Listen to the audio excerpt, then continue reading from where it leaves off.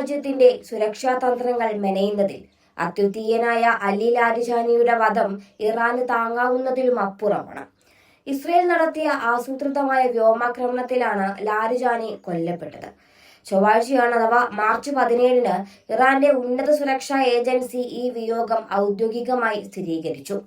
ഇറാന്റെ ഏറ്റവും സ്വാധീനമുള്ള വ്യക്തികളിൽ ഒരാളായ ലാരിജാനിയുടെ മരണം സ്ഥിരീകരിച്ച നിമിഷം മുതൽ ഇറാൻ സൈന്യം കടുത്ത രോഷത്തിലായിരുന്നു.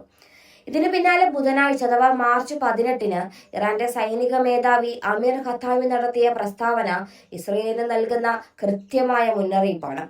ലാരിജാനിയുടെ കൊലപാതകത്തിന് നിർണായകവും ഖേദകരവുമായ പ്രതികാരം ചെയ്യുമെന്നാണ് ഖത്താമി പ്രഖ്യാപിച്ചിരിക്കുന്നത്. വെറുമൊരു പ്രസ്താവനയിൽ ഒതുങ്ങുന്നതല്ല ഇറാന്റെ രോഷമെന്ന് മിനിറ്റുകൾക്കുള്ളിൽ ലോകത്തിന് ബോധ്യമാവുകയും ചെയ്തു. പരമോന്നത ദേശീയ സുരക്ഷാ കൗൺസിലിന്റെ സെക്രട്ടറിയുടെ കൊലപാതകത്തോടുള്ള ഇറാന്റെ പ്രതികരണം ലോകം കാണാനിരിക്കുന്നതേയുള്ളൂ എന്ന സൂചനയാണ് സൈനിക നേതൃത്വം നൽകുന്നത്. ലാരിജാനിയുടെയും അദ്ദേഹത്തിന്റെ കൂട്ടാളികളുടെയും രക്തത്തിന് പ്രതികാരമായി മധ്യ ഇസ്രയേലിലേക്ക് മിസൈലുകൾ വർഷിച്ചു കഴിഞ്ഞു എന്നാണ് ഇറാന്റെ റവല്യൂഷണറി ഗാർഡുകൾ വ്യക്തമാക്കുന്നത്. ഇസ്ലാമിക് റിപ്പബ്ലിക്കിന്റെ ഔദ്യോഗിക സൈന്യത്തിൽ നിന്ന് വേറിട്ട് നിൽക്കുന്ന ഇറാന്റെ ഏറ്റവും കരുത്തുറ്റ സൈനിക വിഭാഗമാണ് റവല്യൂഷണറി ഗാർഡ്സ്. അവർ പുറത്തിറക്കിയ പ്രസ്താവനയിൽ പ്രതികാരത്തിന്റെ അഗ്നി ജ്വലിച്ചു നിൽക്കുന്നുണ്ട്.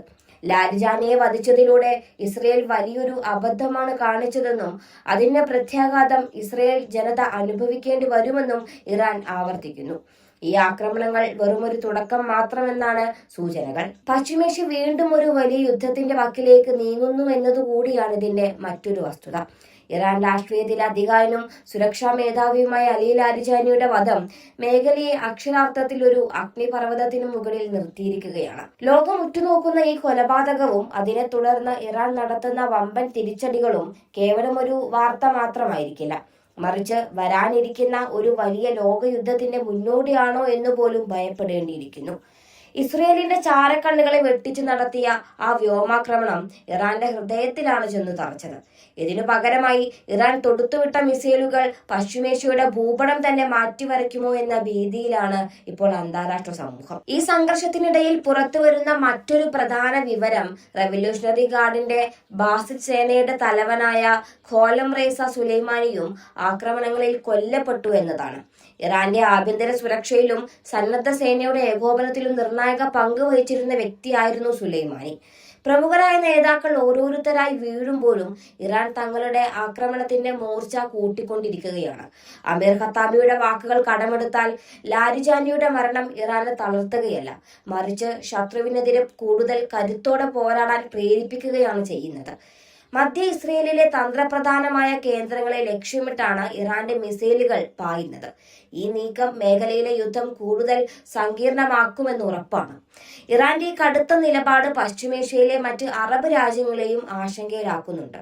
ഒരു വശത്ത് ഇസ്രയേലിന്റെ അത്യാധുനിക ആയുധങ്ങളും മറുവശത്ത് ഇറാന്റെ ചാവേർ ഡ്രോണുകളും മിസൈലുകളും ഏറ്റുമുട്ടുമ്പോൾ സാധാരണക്കാരുടെ ജീവിതമാണ് ഇവിടെ നരകതുല്യമാകുന്നത്. അലി ലാരിജാനി എന്ന തന്ത്രജ്ഞന്റെ അഭാവം ഇറാന്റെ ഭാവി നീക്കങ്ങളെ എങ്ങനെ ബാധിക്കുമെന്ന് രാഷ്ട്രീയ നിരീക്ഷകർ ഉറ്റുനോക്കുന്നുണ്ട്.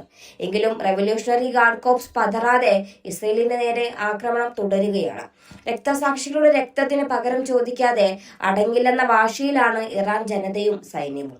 ഇസ്രയേലിന്റെ പ്രതിരോധ കവചങ്ങളെ ഭേദിച്ചുകൊണ്ട് ഇറാന്റെ മിസൈലുകൾ ലക്ഷ്യസ്ഥാനത്ത് എത്തുന്നുണ്ടോ എന്നതിനെ ആശ്രയിച്ചിരിക്കും വരും ദിവസങ്ങളിലെ യുദ്ധഗതി. ഇതോടെ പശ്ചിമേഷ്യയിൽ സമാധാനം എന്നത് ഇപ്പോഴൊരു വിദൂര സ്വപ്നം മാത്രമായി മാറിക്കഴിഞ്ഞിരിക്കുന്നു. അലി ലാരിജാനിയുടെ കൊലപാതകം ഒരു വ്യക്തിയുടെ അന്ത്യമല്ല, മറിച്ച് അതൊരു വലിയ യുദ്ധത്തിന്റെ തുടക്കമായിരിക്കാം.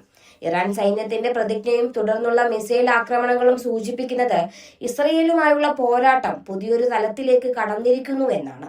അന്താരാഷ്ട്ര തലത്തിൽ സമാധാന ശ്രമങ്ങൾ നടക്കുന്നുണ്ടെങ്കിലും പ്രതികാരത്തിന്റെ തീ അണയ്ക്കാൻ ആർക്കും സാധിക്കുന്നില്ല. ലാരിജാനിയുടെ മരണം സൃഷ്ടിച്ച വിടവ് നികത്താൻ ഇറാന് സാധിക്കുമോ എന്നും ഇസ്രയേലിന്റെ അടുത്ത നീക്കം എന്തായിരിക്കുമെന്നും വരും മണിക്കൂറുകളിൽ വ്യക്തമാവും.